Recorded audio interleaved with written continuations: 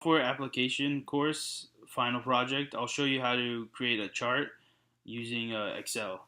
So once you open up the Excel workbook, you can, and once you put in the data, I'm just going to put in the data here to save some time.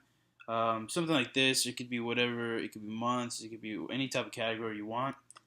And then I'm just going to switch this over to the currency value. So that way it lines up with the months and sporting goods sales price. Once you have that and all your data is into Excel, I'm going to highlight all of the data and then move over to charts. And for this purpose, I'm going to click on clustered column. So once you have that, make this a little bigger, and the chart appears here.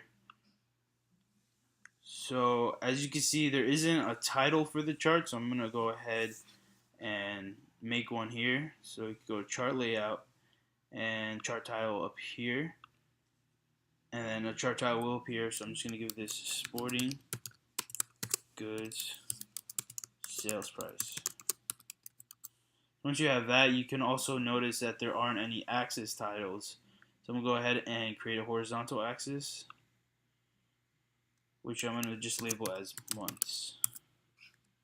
I'm also going to create a vertical axis over here for sporting goods items. So that when that's all said and done, you have your finished chart, sporting goods sales price by months and the price of each item. So if you always wanted to change a chart, you can always do that. There's a lot of options over here. There's bar, area, line. But for this purpose, I chose the column cluster because it shows you different types of items and by month.